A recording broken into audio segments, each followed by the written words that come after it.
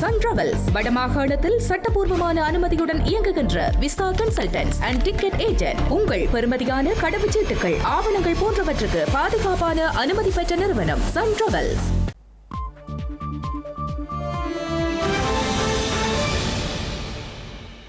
வணக்கம். இது ஐபிசி தமிழின் இரவு நேர பிரதான செய்திகள். முதலில் தலைப்புச் செய்திகள்.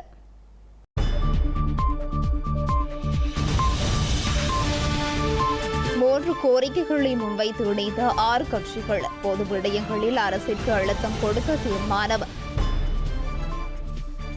தமிழரசு கட்சியின் பதில் தலைவர் மற்றும் செயலாளரை பதவி விலக்குமாறு கோரிக்கை. கட்சியின் காங்கேசன்துறை கிளை அழுத்தம்.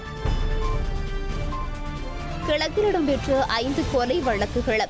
பிள்ளையானுக்கு தொடர்ந்தும் விளக்கமறியல்.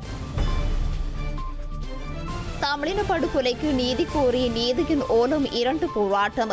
ஆகஸ்ட் மாதம் முன்னெடுக்க திட்டம். பல போர்வளங்களை திரட்டி ஈரான் மீது அமெரிக்கா தாக்குதல். ஈரானும் பதில் தாக்குதல். பாரிஸின் பொன்தென்புழு காட்டு பகுதியில் பெரும் காட்டுத்தீ. திட்டமிட்ட நாச காரிய செயல் என உள்துறை அமைச்சர் சந்தேகம்.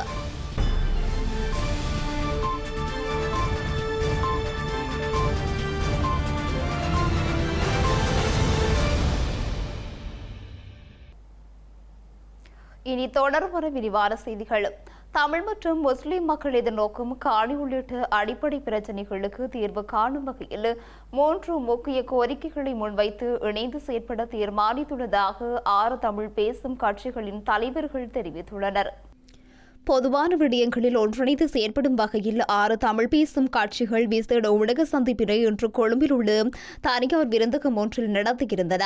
அதில் அகில இலங்கை மக்கள் காங்கிரஸ், இலங்கை தொழிலாளர் காங்கிரஸ், ஜனநாயக தமிழ் தேசிய கூட்டணி, இலங்கை தமிழரசு கட்சி, ஸ்ரீலங்கா முஸ்லிம் காங்கிரஸ் மற்றும் தமிழ் முற்போக்கு கூட்டணி ஆகியவற்றின் தலைவர்கள் உள்ளிட்ட பிரதிநிதிகள் பங்கேற்றிருந்தனர். இதன்போது மாகாண சபை தேர்தலை விரைவில் நடத்துவது, புதிய அரசியலமைப்பு மற்றும் காணி விவகாரம் உள்ளிட்ட முக்கிய 3 கோரிக்கைகள் முன்வைத்து இவர்கள் ஒன்றிணைந்து செயற்பட திட்டமிட்டுள்ளனர். தமிழ் பேசுகின்ற சமூகம் எதிர்நோக்குகின்ற பிரச்சனைகளில் முக்கியமான ஒரு பிரச்சனை தான் காணி பிரச்சனை. அது மலையக மக்களாக இருக்கலாம், தமிழ் மக்களாக இருக்கலாம், முஸ்லிம் மக்களாக இருக்கலாம். எனவே இந்த விஷயத்திலே எங்களுக்கிடையிலே நாங்கள் ஒன்று சேர்ந்து இந்த விடயங்களுடைய எதிர்கால தேவையை கருத்தில் கொண்டு ஒன்றுபட்டு இந்த விடயத்துக்காக குரல் கொடுப்பதற்கு நாங்கள் ஒன்றுபட்டிருக்கிறோம். ஜனாதிபதி அவர்கள் தேர்தலின் பொழுது அவங்களோட தேர்தல் விஞ்ஞாபனத்தை வெளியிட்டிருந்தாங்க. அதில் பல்வேறு விஷயங்கள் அவங்களே சொல்லியிருந்தாங்க. குறிப்பாக காணி உரிமை சம்பந்தம் ஹார்ட் பிரேக்னன்ட்ல கூட அறிவிப்பு வெளியிட்டிருந்தாங்க. அதெல்லாமே அவங்க அமுல்படுத்தணும். அமுல்படுத்துறது மட்டும் இல்லாமல் இன்னும் பல கோரிக்கைகள் இருக்கும். அதை கட்டாயம் காலம் தேர்தல் விஞ்ஞாபனத்தின் மூலமாக புதிய அரசியலமைப்பை அறிமுகப்படுத்துவதாக வழங்கிய உறுதிமொழியை பிரதிநிதிகள் சுட்டிக்காட்டினர். இந்த உறுதிமொழியை நிறைவேற்றுமாறு அரசாங்கத்திடம் ஒருமித்த கோரிக்கை ஒன்றை முன்வைக்க தீர்மானிக்கப்பட்டதுடன் புதிய அரசியலமைப்பு நீதியும் சமத்துவமும் அர்த்தமுள்ள அதிகார பகிர்வும் உறுதி செய்யப்படும் வகையில் அதிகபட்ச அதிகார பகிர்வை உள்ளடக்கியதாக அமைய வேண்டும் என வலியுறுத்தப்பட்டது. 2வது, மாகாண சபை தேர்தல்கள் ஒரு வருட காலத்துக்குள் நடத்தப்படும் என அரசாங்கம் தெரிவித்திருந்த போதிலும் தொடர்ச்சியாக இடம்பெறும் தாமதங்கள் குறித்து பிரதிநிதிகள் கவலை வெளியிட்டனர். மேலும் ஜனநாயக பங்கேற்பையும் பிராந்திய பிரதிநிதித்துவத்தையும் உறுதி செய்வதற்காக மாகாண சபை தேர்தல்களை மேலும் தாமதமின்றி நடத்துமாறு ஒருமித்த கோரிக்கை முன்வைக்கப்பட்டது. அனைத்து சமூகங்களையும் பாதிக்கும் காணி பிரச்சினைகள். 3வது, நாட்டின் 3 சமூகங்களையும் பாதிக்கும் தீவிரமான காணி தொடர்பான பிரச்சினைகள் தொடர்ந்தும் காணப்படுவதாக பிரதிநிதிகள் ஏற்றுக்கொண்டனர். இந்த நீண்டகால பிரச்சனைகளுக்கு பாதிக்கப்பட்ட சமூகங்களுடன் அர்த்தமுள்ள கலந்துரையாடல்களை முன்னெடுத்து நியாயமான மற்றும் நிலையான தீர்வுகளை வழங்க வேண்டியதன் அவசியம் வலியுறுத்தப்பட்டது. 4வதாக, எங்களுடைய சமூகங்களுக்கிடையிலே இருக்கக்கூடிய காணி பிரச்சனைகளை இந்த மேடையை நாங்கள் உபயோகித்து எங்களுக்குள்ளேயே அதற்கான தீர்வுகளை காண்பதற்கு முயற்சிகள் எடுக்கப்படும் என்றும் நாங்கள் இணங்கியிருக்கிறோம். இந்த பொது தளத்தினூடாக தொடர்ச்சியான உரையாடல்களை முன்னெடுப்பதற்கான உறுதிப்பாட்டை பிரதிநிதிகள் மீண்டும் தெரிவித்ததுடன் இந்த விடயங்களில் பொதுவான அணுகுமுறை ஒன்றை உருவாக்குவது, நல்லிணக்கம், ஜனநாயக ஆட்சி மற்றும் அனைத்து சமூகங்களின் உரிமைகளை பாதுகாப்பதற்கு பங்களிக்கும் என நம்பிக்கையை நாங்கள் இன்றைக்கு வெளியிடுகிறோம். தமிழின படுகொலைக்கு சர்வதேச நீதி கோரி நீதியின் ஓலம் 2 போராட்டத்தை முன்னெடுக்க உள்ளதாக தாயக செயலணி அறிவித்துள்ளது. இந்த போராட்டம் எதிர்வரும் ஆகஸ்ட் மாதம் 14ஆம் திகதி முதல் 17ஆம் திகதி வரை முன்னெடுக்கப்பட உள்ளதாக யாழ்ப்பாணத்தில் இன்று இடம்பெற்ற ஊடக சந்திப்பில் தாயக செயலணி அறிவித்துள்ளது. நீதியின் மூலம் 2 போராட்டத்தின் கோரிக்கைகள். ஒன்று, இதுவரை கண்டுபிடிக்கப்பட்ட செம்மணி உட்பட அனைத்து மனித புதைகுழிகளுக்கும் முழுமையான சர்வதேச விசாரணை நடைபெற வேண்டும். 2, எதிர்வரும் செப்டம்பர் மாதம் நடைபெறவுள்ள ஐநா மனித உரிமைகள் பேரவையில் இலங்கை மீது வலுவான தீர்மானம் கொண்டு வந்து அனைத்து நாடுகளும் தெளிவான நிலைப்பாடு எடுக்க வேண்டும். 3, தமிழர்கள் மீது இனப்படுகொலை செய்த அரசு அதிகாரிகளுக்கு அமெரிக்கா, பிரித்தானியா, கனடா போல அனைத்து நாடுகளும் பயண தடையை நடைமுறைப்படுத்த வேண்டும். 4, தமிழர் இனவழிப்பின் பாதிக்கப்பட்டவர்களையும் சாட்சியங்களையும் பாதுகாக்க ஐக்கிய நாடுகள் சபை முழுமையான பாதுகாப்பை உறுதி செய்ய வேண்டும். 5, இலங்கை அரசு கையகப்படுத்தியுள்ள தமிழர்களின் பாரம்பரிய வாழ்விடங்களை விடுவிப்பதோடு தமிழர் தாயகத்தை பல்வேறு வகையில் கையகப்படுத்தும் நடவடிக்கைகளை நிறுத்த சர்வதேச நாடுகள் அழுத்தம் கொடுக்க வேண்டும். 6, பயங்கரவாத தடை சட்டம் என்ற பெயரில் இன்றும் தொடரும் தமிழின அடக்குமுறைகளை நிறுத்தவும் நீண்ட காலமாக சிறைகளில் வாடும் தமிழ் அரசியல் கைதிகளை உடனடியாக விடுதலை செய்யவும் சர்வதேச அழுத்தம் தேவை. 7, கடந்த 77 ஆண்டுகளாக ஒற்றையாட்சியின் கீழ் கட்டமைக்கப்பட்ட தமிழின சுத்திகரிப்பையும் தொடரும் தமிழர் இனவழிப்பையும் நிறுத்தி ஓர் சர்வதேச நீதி பொறிமுறை மூலம் தமிழர்களின் வாழ்வுரிமையை உறுதி செய்ய அனைத்து நாடுகளும் ஆதரவு வழங்க வேண்டும். 8, வடக்கு மற்றும் கிழக்கு பகுதிகள் தமிழர்களின் பூர்வீக தாயகம் என்பதையும் தமிழ் மக்கள் சுயநிர்ணய உரிமை உடையவர்கள் என்பதையும் ஏற்றுக்கொண்டு வட்டுக்கோட்டை தீர்மானம் மற்றும் திப்பு பேச்சுவார்த்தைகளின் அடிப்படையில் இறையாண்மை உள்ள தேச அங்கீகாரம் வழங்கப்பட வேண்டும். 9, யுனைடெட் ஸ்டேட் ஐக்கிய ராச்சிய அடிப்படையிலான போலி தீர்வு திட்டங்கள் நிராகரிக்கப்பட வேண்டும். தமிழர் தேச அதிகாரங்கள் மீளப்பெற முடியாத சுயநிர்ணயத்தின் அடிப்படையிலும் சர்வதேச உத்தரவாதத்துடனும் உறுதி செய்யப்பட வேண்டும். 10, பயங்கரவாத தடுப்புச் சட்டம் முழுமையாக ரத்து செய்யப்பட்டு பயங்கரவாத தடுப்புச் சட்டத்துக்கு மாற்றீடான சட்டமூலம் PTSA முழுமையாக மீளப்பெற வேண்டும்.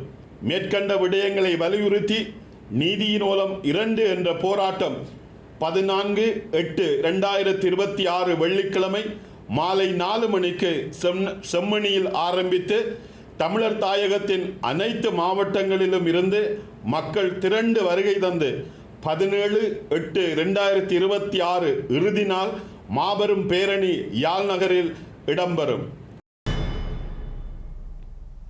இலங்கை தமிழரசு கட்சியின் பதில் தலைவர் மற்றும் பதில் பொதுச் செயலாளர் ஆகியோரை பதவிகளில் இருந்து உடனடியாக விலகுமாறு கட்சியின் காங்கேசன்துறை தொகுதி கிளை கோரிக்கை விடுத்துள்ளது.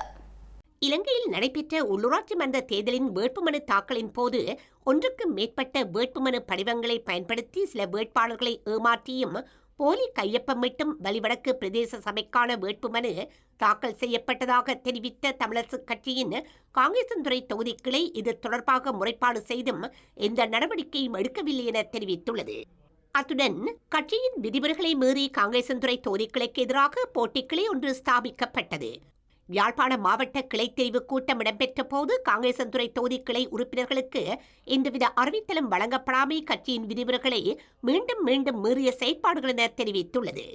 இந்த செயற்பாடுகள் கட்சியின் யாழ் மாவட்ட தொகுதி கிளைகள் சார்ந்த அங்கத்தவர்கள், ஆதரவாளர்கள், நலன் விரும்பிகள் மற்றும் பொதுமக்கள் மத்தியில் பெரும் அதிருப்திகளை ஏற்படுத்தியுள்ளதாக தமிழரசு கட்சியின் காங்கேசன்துறை தொகுதி கிளை கூறியுள்ளது.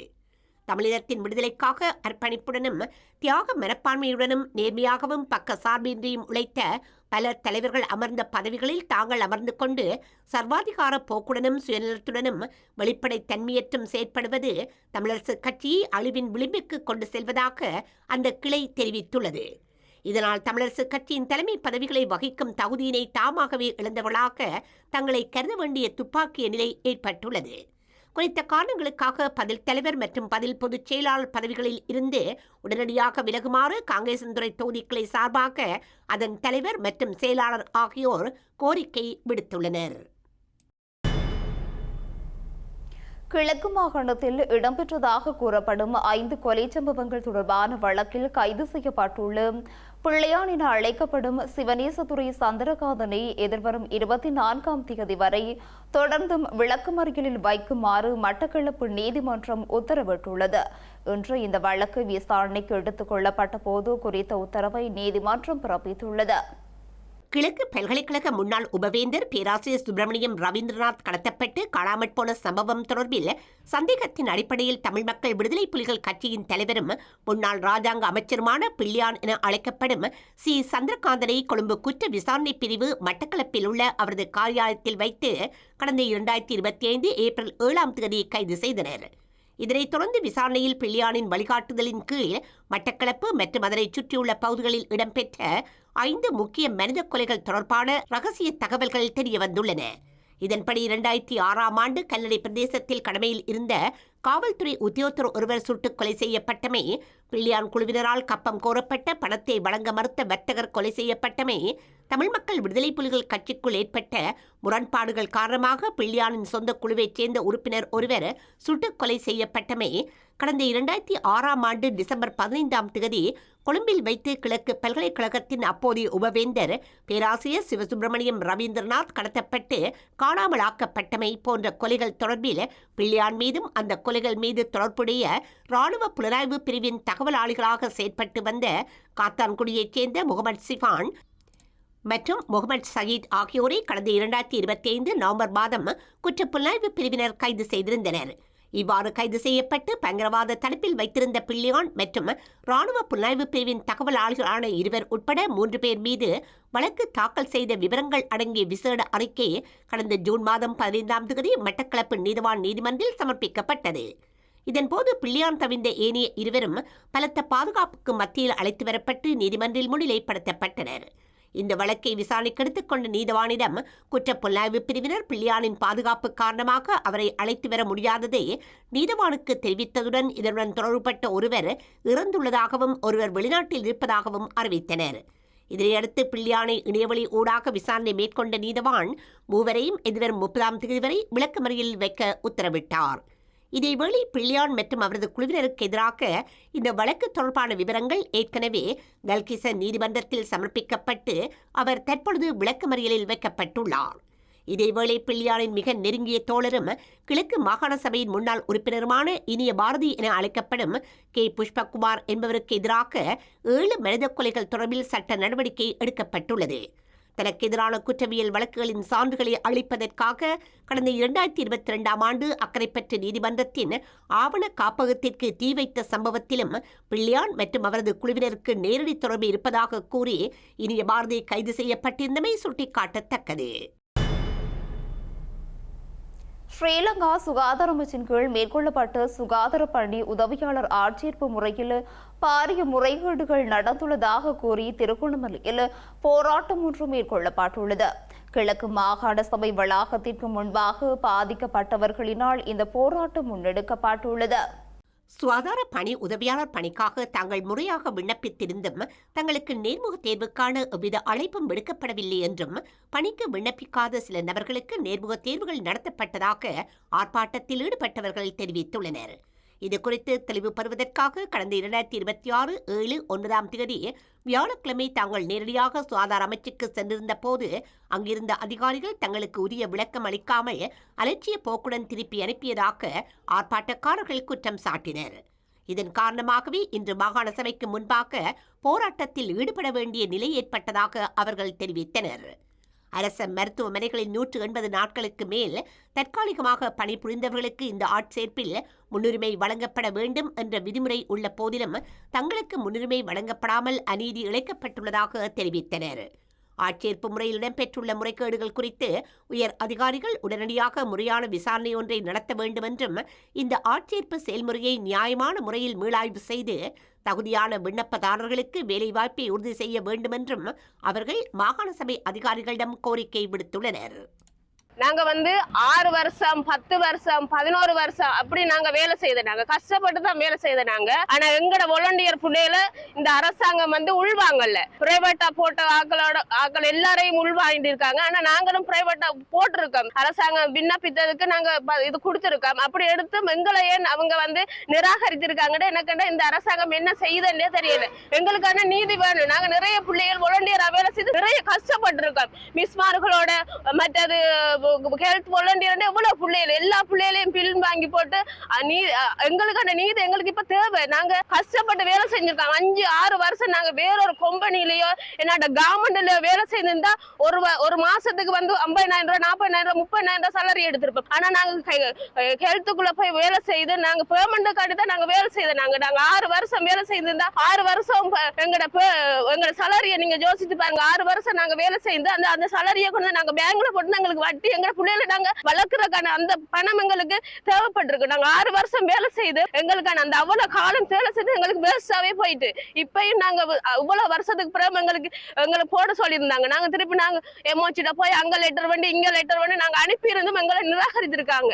என்னத்துக்கான நிராகரிச்சிருக்காங்க? எங்களுக்கு தான் பெஸ்டா உள்வண்டி இருக்கணும். நாங்க எவ்வளவு கஷ்டப்பட்டு வேலை செய்திருக்கோம். 6 வருஷம் நடந்து மிட் வைஃபுக்கு கட் பண்ணி மார்களை போய் பார்க்கணும், டேப்லெட் கொடுக்கணும், சின்ன பிள்ளைகளை போய் பார்க்கணும், சின்ன பிள்ளைகளுக்கு வியாதி சொல்லணும், ஊசி போடுற டைமை சொல்லணும், ஊசி போடுற நேரத்தை போய் சொல்லணும். அவ்வளவு கஷ்டப்பட்டு தான் நாங்க வேலை செய்தாங்க. நடந்துதான் வேலை செஞ்சாங்க. ஒரு கிராமம் இல்ல, நிறைய கிராமங்களுக்கு அங்க நாங்க போய் வேலை செய்து எங்களுக்கான நீதியும் இல்ல, நியாயம் இல்லை. எங்களை புறக்கணித்துட்டு வேற ஒரு ஆக்களை எடுக்கிற உள்வாங்கி இருக்காங்க. அதுக்கான சட்டம் எங்களுக்கான நீதியை தரணும். ஸ்ரீலங்கா முன்னாள் அமைச்சர் விமல் வீரவம்ச உள்ளிட்ட 6 சந்தேக நபர்களுக்கு எதிராக தாக்கல் செய்யப்பட்டுள்ள வழக்கின் மேலதிக விசாரணையை எதிர்வரும் செப்டம்பர் மாதம் 21ஆம் தேதி அழைக்குமாறு கொழும்பு நீதவான் நீதிமன்றம் உத்தரவிட்டுள்ளது.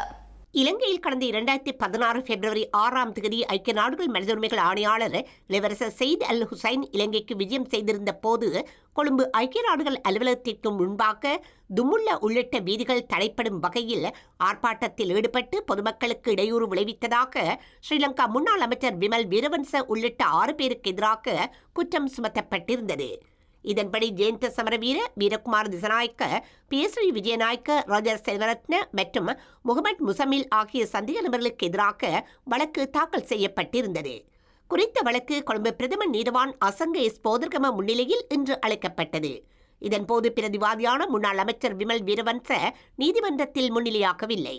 அவரது சார்பில் முன்னிலையான சட்டத்திரணி விமல் வீரவன்ச உடல்நலக்குறைவால் பாதிக்கப்பட்டுள்ளதாகவும் அது தொடர்பான மருத்துவ அறிக்கையை நீதிமன்றத்தில் சமர்ப்பிப்பதாகவும் தெரிவித்துள்ளார். அதற்கமைய முன்வைக்கப்பட்ட விடயங்களை பரிசீலித்த பிரதமர் நீதவான் இந்த வழக்கின் விசாரணையை செப்டம்பர் 21ஆம் தேதிக்கு அழைக்குமாறு உத்தரவிட்டார். 2010ஆம் ஆண்டு ஜனவரி மாதம் 1ஆம் தேதி அல்லது அதற்கு பின்னர் பிறந்தவருக்கும் புகையிலை சார்ந்த உற்பத்தி பொருட்களை விற்பனை செய்வதை தடை செய்யும் கொள்கையை நடைமுறைப்படுத்துமாறு இலங்கை மருத்துவ சங்கம் ஜனாதிபதி அனுர்குமார் திசாநாயக்கவிடம் விசேட கடிதம் மூலம் கோரிக்கை விடுத்துள்ளது. புகையிலை சார்ந்த உற்பத்திகள் உலகில் மிகவும் அழிவுகரமான பொருட்கள் என்றும் அதிலிருந்து இளம் தலைமுறையினரை பாதுகாக்க வேண்டியது அவசியம் என்றும் மருத்துவ சங்கம் சுட்டிக்காட்டியுள்ளது. இலங்கை மருத்துவ சங்கம் ஜனாதிபதி அனுர்குமார் திசநாயக்கவிடம் விசேட கடிதம் மூலம் இதனை சுட்டிக்காட்டியுள்ளது. இலங்கையில் வருடாந்தம் சுமார் 20,000 பேர் புகையிலை சார்ந்த உற்பத்தி பொருட்களின் பாவனையினால் உயிரிழப்பதாகவும் மதிப்பீடு செய்யப்பட்டுள்ளது. இந்த நிலையில் புகையிலை சார்ந்த உற்பத்தி பொருட்களின் பாவனையினால் 2019ஆம் ஆண்டில் மாத்திரம் 214 பில்லியன் ரூபாய் பொருளாதார இழப்பு ஏற்பட்டுள்ளதாகவும் அந்த கடிதத்தில் குறிப்பிடப்பட்டுள்ளது. எனவே குறித்த விடயத்தில் ஜனாதிபதி உடனடியாக கவனம் செலுத்தி அவசர நடவடிக்கைகளை எடுக்குமாறு இலங்கை மருத்துவ சங்கம் வலியுறுத்தியுள்ளது. சிறுவர் மற்றும் பெண்களுக்கு எதிரான வன்முறைகள் தொடர்பான முறைப்பாடுகளை கையாள்வது தொடர்பாக யாழ் மாவட்டத்தில் உள்ள காவல்துறையினருக்கான செயலமர்வு இன்று நடத்தப்பட்டுள்ளது. சிறுவர் மற்றும் பெண்களுக்கு எதிரான வன்முறைகள், அடிப்படை உரிமை மீறல்கள், பாலியல் சமத்துவம் தொடர்பிலான முறைப்பாடுகளை கையாள்வது தொடர்பில் காவல்துறையினருக்கான செயலமர்வு இன்றைய தினம் திங்கட்கிழமை யாழ்ப்பாணம் தலைமை காவல் நிலையத்தில் நடைபெற்றது. தமிழ்மொழி மூல காவல்துறையினருக்கு தமிழ் மொழியில் குறித்த செயலமர்வு நடைபெற்றது. குறித்த சேலமர்வில் நிகழ்நிலை ஊடாக காவல்துறை மா அதிபர் குற்றப்புலனாய்வுத்துறை பணிப்பாளர் ஆகியோரும் நேரடியாக வடமாகாண பிரதி காவல்துறை மா அதிபர் சட்ட வைத்திய அதிகாரி பல்கலைக்கழக விரிவுரையாளர்கள் அரசு சட்டவாதிகள் உள்ளிட்டோர் கருத்துரைகள் வழங்கினார்கள். வடக்கில் உள்ள தமிழ் மொழி மூல காவல்துறையினருக்கு தமிழ் மொழி மூல வளவாளர்கள் ஊடாக குறித்த செயலமர்வு முன்னெடுக்கப்படுவது குறிப்பிடத்தக்கது.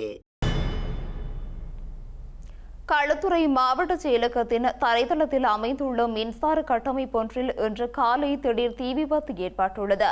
குறித்த தீ விபத்து குறித்து காவல்துறையினர் விசாரணைகளை ஆரம்பித்துள்ளனர். களுத்துறை மாவட்ட செயலகத்தின் தரைத்தளத்தில் அமைந்துள்ள மின்சார கட்டமைப்பொன்றில் இன்று காலை திடீர் தீ விபத்து ஏற்பட்டுள்ளது. இன்று காலை 8:30 அளவில் இந்த தீ விபத்து ஏற்பட்டுள்ளதுடன் தீயினால் குறித்த கட்டமைப்பிற்கு சேதம் ஏற்பட்டுள்ளதாகவும் தெரிவிக்கப்படுகின்றது. களுத்துறை மாநகர சபையின் தீயணைப்பு படையினர் தீயை கட்டுப்பாட்டுக்குள் கொண்டுவரும் நடவடிக்கைகளை முன்னெடுத்திருந்தனர்.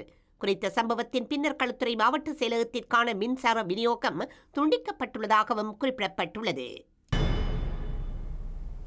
இலங்கையைச் சூழ தீவிரமடைந்துள்ள தென்மேற்கு பருவப்பெயர்ச்சி காலநிலை காரணமாக பலத்த காற்று வீசக்கூடும் என்று கடல் கொந்தளிப்பாக காணப்படும் எனவும் வளிமண்டலவியல் திணைக்களம் இன்று எச்சரிக்கை விடுத்துள்ளது. பலத்த காற்று மற்றும் கொந்தளிப்பான கடற்பரப்புகள் குறித்து வளிமண்டலவியல் திணைக்களம் எச்சரிக்கை அறிவித்தலை விடுத்துள்ளது. மாத்தறையிலிருந்து ஹம்பாந்தோட்டை ஊடாக பொத்துவில் வரையான மற்றும் ஸ்லாபத்திலிருந்து புத்தளம் ஊடாக காங்கேசன்துறை வரையான கடலோரத்திற்கு அப்பாற்பட்ட கடற்பரப்புகளில் காற்றின் வேகமானது அவ்வப்போது மணித்தியாலத்திற்கு 60 கிலோமீட்டர் வரை அதிகரிக்கக்கூடும் என வளிமண்டலவியல் திணைக்களம் அறிவித்துள்ளது. அத்துடன் குறித்த கடற்பரப்புகளில் அவ்வப்போது கொந்தளிப்பாக காணப்படும் எனவும் கூறப்பட்டுள்ளது. இதேவேளை நாட்டை சூழ நிலவும் தீவிரமடைந்துள்ள தென்மேற்கு பருவப்பெயர்ச்சி காலநிலை காரணமாக மத்திய சப்ரகமுக வடமத்திய மற்றும் வடமேல் மாகாணங்களிலும் மொன்றாங்கலை ஹம்பாந்தோட்டை திருகோணமலை மற்றும் மன்னார் ஆகிய மாவட்டங்களிலும் அவ்வப்போது மணித்தியாலத்துக்கு 50 கிலோமீட்டர் வேகத்தில் பலத்த காற்று வீசக்கூடும் எனவும் வளிமண்டலவியல் திணைக்களம் குறிப்பிட்டுள்ளது. மத்திய கிழக்கில் அமெரிக்காவும் ஈரானும் இன்று மாறி மாறி கடும் தாக்குதல்களை நடத்தியுள்ளன. முதன்முறையாக பல போர் வளங்கள் திரட்டப்பட்டு ஈரானில் உள்ள பல இலக்குகள் தாக்கப்பட்டதாக அமெரிக்கா அறிவித்துள்ளது. நேற்று ஈரானில் உள்ள 140 ராணுவ இலக்குகளை தாக்கிய அமெரிக்கா சில மணி நேரங்களின் பின்னர் நேற்றிரவு முதல் இன்று அதிகாலை வரை ஈரான் மீது இன்னொரு சுற்று தாக்குதல்களை 3 மணி நேரத்திற்கு மேலாக நடத்தியது. முதன்முறையாக போர் விமானங்கள், போர் கப்பல்கள், வான் ட்ரோன்கள், கடல் ட்ரோன்கள் ஆகியன ஒரே நேரத்தில் பயன்படுத்தப்பட்டு பல இடங்களில் உள்ள இலக்குகள் தாக்கப்பட்டதாக அமெரிக்காவின் மத்திய கட்டளை பணியகமான சென்டர்காம் குறிப்பிட்டுள்ளது. ஹோமோஸ் நீர்நிலையில் செல்லும் கப்பல்களை தாக்கும் ஈரானின் வலுவை குறைப்பதற்காக இந்த தாக்குதல்கள் நடத்தப்பட்டு வருவதாக அமெரிக்கா கூற, இந்த தாக்குதலுக்கு பதிலடியாக ஈரானும் அமெரிக்க தளங்கள் மீது தொடர் தாக்குதல்களை நடத்தியது. ஈரான் ஏற்கனவே ஹோமுஸ் நீரிணையை மூடிய போதிலும் அந்த நீரிணை திறந்துள்ளதாக அமெரிக்கா அறிவித்தாலும் அந்த வழியால் பயணிக்க கப்பல்கள் பின்னடிப்பதால் நீரிணை ஊடான போக்குவரத்து கடுமையாக குறைந்துள்ளதாக கடல்சார் கண்காணிப்பு தரவு அமைப்பு அறிவித்துள்ளது. ஐரோப்பாவில் நிலவும் அதீத வெப்பநிலையால் காட்டுத்தீ பரவல் சம்பவங்கள் அதிகரித்துள்ளன. ஏற்கனவே ஸ்பெயினில் அண்மைய ஆண்டுகளில் இல்லாத அளவுக்கு மிக மோசமான காட்டுத்தீ பரவி 13 பேரை பலியெடுத்த நிலையில் பிரான்சின் தலைநகர் பாரிஸ் பிராந்தியத்தில் வரலாற்று புகழ்பெற்ற பொன்தென்புழு கோட்டைக்கு அருகில் உள்ள பொன்தென்புழு காட்டுப்பகுதியில் பெரும் காட்டுத்தீ ஏற்பட்டு சுமார் 800 ஹெக்டேயர் பரப்பளவை இது எரித்துள்ளது. கடும் வெப்பம் காரணமாக இன்று தலைநகர் பாரிஸ் உள்ளடங்கிய இல்டு பிரான்ஸ் பிராந்தியம் உட்பட 37 பிராந்தியங்கள் சிவப்பு எச்சரிக்கையின் கீழ் உள்ள நிலையில் பாரிஸ் பிராந்தியத்தில் பெரும் காட்டுத்தீ ஏற்பட்டுள்ளது. இந்த தீயை அணைக்கும் பணியில் 400 தீயணைப்பு வீரர்கள் வான்கலங்களின் உதவியுடன் போராடி வருகின்றனர். உள்துறை அமைச்சர் லாரன்ட் நுனெஸ் சென்று நிலைமையை பார்வையிட்டுள்ளார். இந்த காட்டு தீயால் பொன்தென்புழு கோட்டைக்கு எந்த பாதிப்பும் இல்லை என அறிவிக்கப்பட்டுள்ளது. தீ தொடர்ந்து எரிந்து வருவதால் இன்று காலை பாரிஸின் முக்கிய தொடருந்து நிலையங்களில் ஒன்றான கார்து லியோனிலிருந்து புறப்படும் தொடருந்துகள் தாமதப்படுத்தப்பட்டுள்ளன. பாரிஸ் லியோன், பாரிஸ் ஜெனிவா மற்றும் பாரிஸ் மார்சேய் வழித்தடங்கள் பாதிக்கப்பட்டுள்ளன. காட்டுத்தீ தொடர்ந்து சமிக்ஞைகளுக்கு கணிசமான சேதத்தை ஏற்படுத்தியதால் இந்த நிலைமை ஏற்பட்டுள்ளது. இந்த நிலையில் இந்த தீ விபத்து வேண்டுமென்றே பற்ற வைத்த நாசகாரிய செயல்கள் காரணமாக ஏற்பட்டிருக்கலாம் என அந்த இடத்திற்கு இன்று காலை சென்ற பிரான்ஸ் உள்துறை அமைச்சர் லாரன்ஸ் நுனெஸ் கூறியுள்ளார். 1000 மீட்டர் சுற்றளவிற்கு 10 இடங்களில் தீ பரவல் ஆரம்பித்தமை இது தீ வேண்டுமென்றே பற்ற வைப்பதற்குரிய ஆதாரங்களை காட்டுவதாகவும் அவர் செய்தியாளர்களிடம் கூறியுள்ளார். இன்று தீயை கட்டுப்படுத்த முடியும் என நம்பினாலும் இந்த தீயை அணைக்க பல நாட்கள், ஒருவேளை ஒரு வாரங்கள் கூட ஆகலாம் எனவும் அவர் எச்சரித்துள்ளார். செய்திகளின் நிறைவாக மீண்டும் தலைப்புச் செய்திகள்.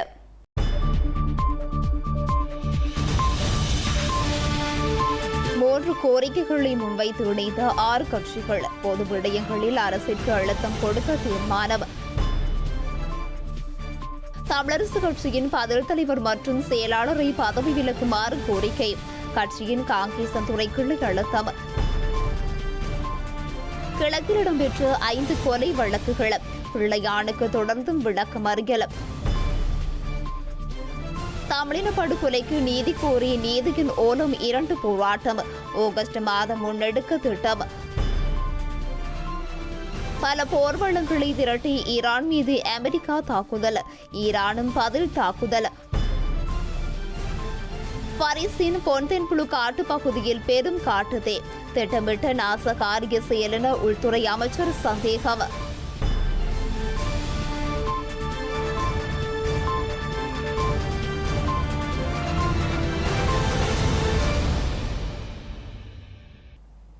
இத்துடன் ஐபிசி தமிழின் இரவு நேர பிரதான செய்திகள் நிறைவு பெற்றன.